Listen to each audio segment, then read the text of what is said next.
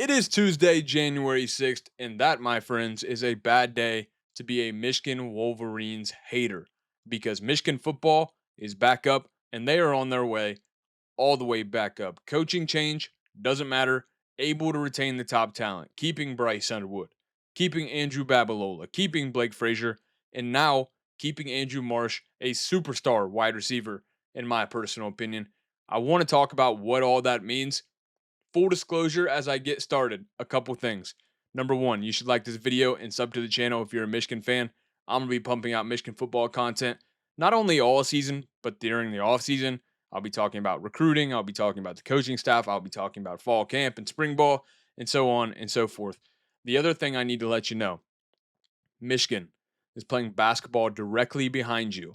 So if you see any crazy shadows, if the lighting is changing, it's because I'm watching Yaxel Lindeborg fully healthy, go up strong and get a two. Happy to see him out there. Didn't know if he was going to be playing tonight.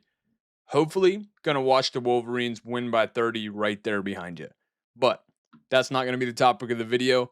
Not going to be a basketball account. Michigan football. Andrew Marsh returning. What does it mean? I'll tell you what it means first and foremost. It means the Michigan donors, the Michigan boosters, the Michigan alumni are fully behind Kyle Whittingham. It means that nothing is changed on that front.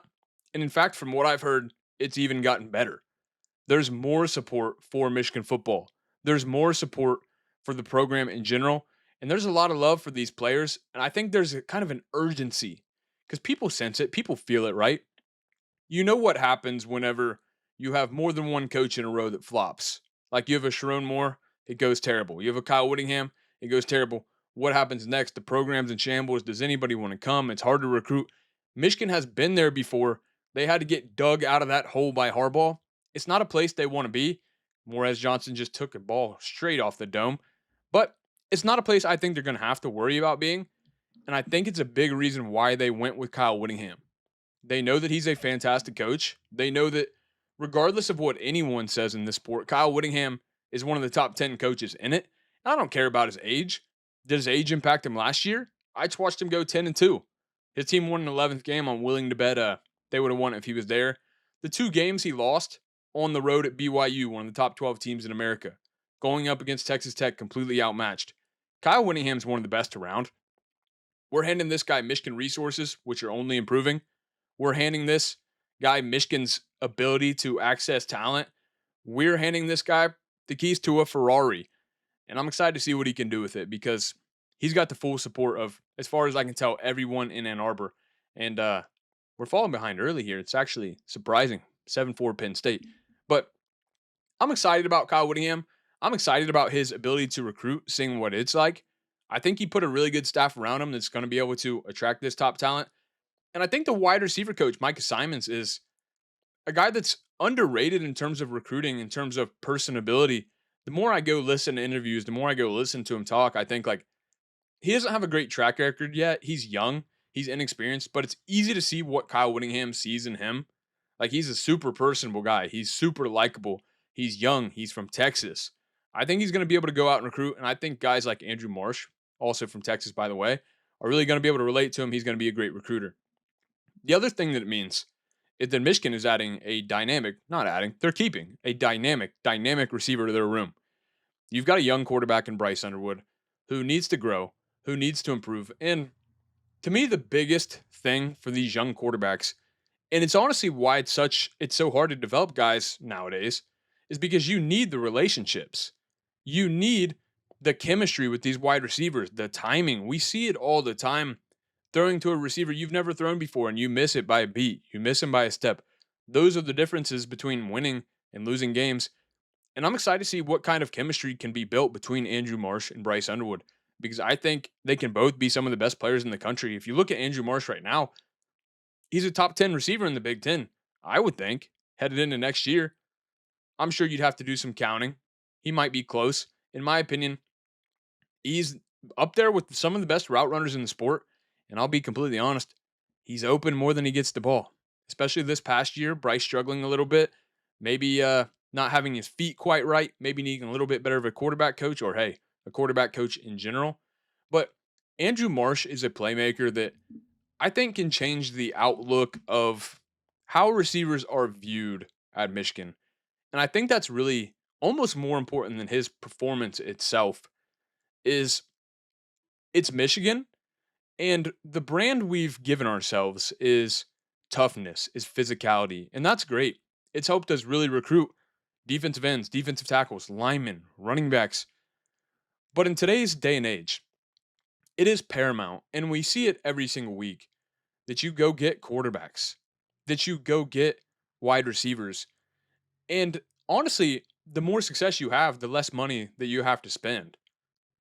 I'm watching Indiana, and I've said multiple times, they've got a little more money to spend in the portal because they're not recruiting high school at the same clip. They're not paying all these top 150, top 200 recruits. Also, these guys are taking discounts. Don't make any mistake about it. Josh Hoover does not have to be paid as much by Indiana as he would have to be paid by Michigan. He wouldn't have to be paid as much by LSU or Ohio State as he would have to be paid by Michigan. Because people look at Michigan right now and they think like, do I want to play in that scheme? Do I want to play there? The fans, they want toughness, they want physicality, they want to run the ball. They want Justice Haynes, Jordan Marshall, and Savion Hyder.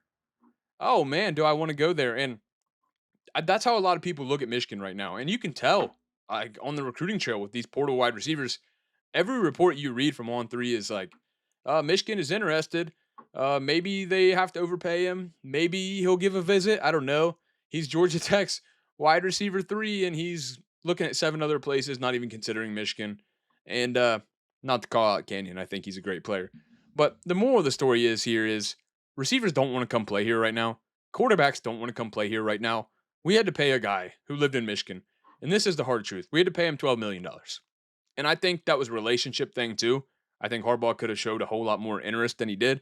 But at the end of the day, he was going to LSU and he was talking a whole lot about Michigan development and how they develop quarterbacks or how they don't develop quarterbacks. If you want to develop a quarterback, if you want the most growth possible from a guy like Bryce Underwood, you surround him with wide receiver talent. That's what Andrew Marsh is going to do. And that's what we're going to be able to do moving forward if a guy like Andrew Marsh has success. Now, if you're looking at the room this year, we might have to pay a guy, right? I think we've got 4 wide receivers that I personally really like. That is Andrew Marsh, that is Jamar Browder, that is Channing Goodwin, and that is Travis Johnson, who is coming in as a freshman. If those 4 guys have to play the 3 wide receiver positions and then an extra guy comes in, not the end of the world at all, in my opinion. I think you can make that work. I think that's better than what a lot of people have. I would like to add a slot receiver. I think we can kind of take those 4 guys and really develop them into outside players. And guys like Andrew Marsh can absolutely play in the slot, no doubt about it. But like a slot specialist, a guy that gets open, a guy that gets those hard yards after catch, a guy that takes contact, a guy that is physical with those slot corners, those nickel players. That's who I would like to see Michigan go after in the portal. Now that things are getting a little bit clearer, and that's kind of my third takeaway from this, other than developing Bryce, developing the receiving game, the donor base, the alumni. My next takeaway would have to be what we're going to be able to do now that we know what we have, right? And this is something that a lot of people aren't thinking about, in my opinion, is Michigan has a certain amount of money. It's not infinite, despite what you think. And when you figure out, do I have Andrew Marsh or do I not have Andrew Marsh? That tells you one, how much do I need to spend on a receiver? And 2, how much do I have available to spend on a wide receiver? Because Andrew Marsh is taking up some money, yes. But again, Michigan would probably have to overpay to go get somebody else. And that's a whole deal. The moral of the story here, the picture is clearer. Michigan knows what they're working with and what they need. They don't have to really overpay as much anymore as they would have if a guy like Marsh were to walk because he's hard to replace. But I think they could still greatly benefit from probably overpaying a little bit. You know, they're working on this NFL salary cap type deal. That's how they're structuring it, like based on how they spend at each position. And then you overpay a guy who's like truly generational, like if you got a Jamar Chase, someone like that, obviously, and then you work around it with the rest of the cap. That's how they're structuring it. And I think that's okay. I think if they feel like, hey, we've got our wide receiver 1, a lot of these NFL teams aren't spending on a wide receiver 2. Maybe we don't. I understand that. Personally, I would still like to add to the room This is going to be an unpopular take. This is going to be a really unpopular take, and I'm aware of that. I think Michigan needs a tight end one. I like Hogan Hansen. I think he was a good receiving threat. Deacon Tonielli, I think, has fantastic hands. I think he's a good route runner. Uh, Marlon Klein's obviously gone. Um, I'm missing somebody. I'll come back to it. The point is that Michigan's tight ends are not what you really think of when you think of a Michigan tight end. When you think of a AJ Barner, when you think of a Colston Loveland, a guy that can get open, a guy that can run routes, a guy that can block. We don't have guys that really do it all at a high level. And that was really personified last year because you look at Marlon Klein, love the guy, love the guy. Great athlete, cannot catch the football, cannot time a jump to save his life. In that game against Texas, I swear Bryce Underwood threw him a seam ball. He jumped before the ball was out of Bryce Underwood's hands. He was on his way down, and the ball just sails over his head because he's on his way down. Not a super talented receiver, super talented athlete, very good blocker, very physical. I think we're going to miss the presence of Max Bredesen. A lot of people don't realize how much he lined up at the tight end position in 12 and 13 and kind of blocked. And he was real good at it. Better than Martin Klein, better than pretty much anybody I've seen in the tight end position. I've got this saying that tight ends don't block. Like, no tight end is truly good at blocking. Max Bredesen was the exception to the rule. That guy blocks. The only other tight end I've ever thought blocks like that is Darnell Washington in Pittsburgh. Guy's a monster. Moral of the story, though, I think Michigan's going to go out and add a slot type receiver. We've talked about the names in the other videos. I think it's going to come down to how much money they have available, allocated for that position, and if they are willing to overspend or not there. And I do think they're going to go out and get a tight end one. That's just my opinion, and I think they absolutely should. Some announcements I'm looking forward to in the coming days. I'm hearing a lot about Justice Haynes, and I'll give you my opinion real quick on Justice Haynes. I want him back. I want him back bad. A lot of people are saying, "Oh, you can go get an elite wide receiver if with that money," and it's like, okay, but this is Michigan.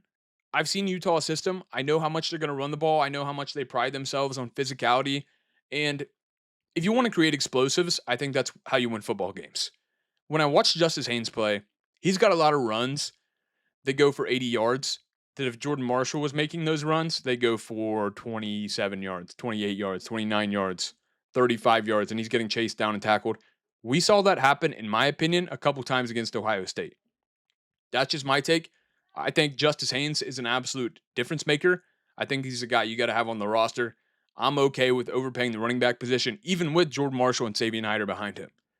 A lot of people disagree with me. A lot of people would rather overpay a corner, a wide receiver, or something like that, something of that nature. I get that. That's just my take. I would expect a Jordan Marshall announcement coming relatively soon. I think he's kind of on the back burner because he's coming back regardless. Not on the back burner in terms of priorities, but the back burner in terms of timeliness. Like, we're working on the guys who we don't know about first, which makes sense to me. Jair Hill is a guy that I would expect back. I think he could go to the NFL and get drafted. I think it would be early day two-ish. So I think he could only benefit from coming back, especially if he's getting paid more than he would probably be paid. He won't be competing for a spot. He'll be Michigan's cornerback one way or another. So I think Jair Hill comes back. Again, Haynes, Marshall come back. Trey Pierce, I think, is good enough to warrant an announcement. So I think that'll come soon. The position I want to see Michigan attack in the portal. And there are some more announcements that I didn't mention that I would like to see, but we talked about those already. The position I want to see Michigan attack in the portal is edge. I want a superstar edge. If I could have one player, if I could handpick one guy out of the portal, he entered today. Do I predict Michigan to get him? No, I do not. I honestly don't. It would be Damon Wilson from Missouri. The guy is a superstar. The guy is a game changer. If you got the money, sometimes you got to put together the money. Sometimes you got to overpay because that dude is the difference in the game. What did Miami do this past year, or the past couple years? They go out and get Akeem Mesidor. They go out and get Ruben Bain. He's been there for a while. They go, if you're Texas Tech, and get David Bailey. Like, I think Romello Height was a transfer. You're paying these edge rushers changes games entirely. If you watch Texas Tech, you saw that. right? They didn't have the offense to keep up, but that defensive line kept them in the game for a long time. I think edge might be the second most position in the most important position in the sport behind quarterback. So I want to get an edge. I don't think we have a premier edge on the team right now. I think Nate Marshall is the closest thing we have to it. I do expect him to start next year. I expect him to be good. I expect him to be a great pass rusher. That being said, feel like he might still be a year away from really just being like this dominant force that I think he can be. So that is my take. I think we got this Andrew Marsh stuff cleared up. Superstar, needed him back, needed to make that statement to everyone that they can't come take Michigan's guys if we want them. Needed it to help Bryce Underwood. Needed it for the image of the wide receiver development and what we can do with wide receivers that we do bring in that are super talented. Andrew Marsh is a 4-star. It's not like he was Jeremiah Smith or Chris Henry Jr. We brought him in, and he was fantastic at Michigan. Hopefully goes on to be an NFL player. Hopefully goes on to be a 1,000-yard receiver if Michigan can really get things rolling. Think he's 1,000% capable of that. Think we will see that. I think he's going to be the guy that ends the streak of no 1,000-yard receivers. That is my prediction. We talked a lot about the portal guys that I think we should and could go get. I want to hear your opinions in the comments. We're starting to get a little bit clearer picture. Who do we want to prioritize bringing back the most? And who do we want to go get the most? I want to hear the names because I want to start looking into the portal and thinking about who we're going to go on after in this offensive that we go on once we get all our guys re-signed. I think that's going to happen pretty soon. I think we're going to start that attack. And I want to have some names in mind, some people I want to watch for. So drop them in the comments. If you're a Michigan fan, again, ask that you like the video, you sub to the channel. Haven't even seen the score because I actually got distracted making this video. I know you guys saw me looking off to the side a couple times, but give me a score prediction. Michigan basketball in the comments. Drop a score prediction. I will catch you guys next time. I am going to drop a college football playoff prediction video tomorrow. Obviously not going to be Michigan oriented, but I ask that you watch it anyway because I'll try to make it entertaining.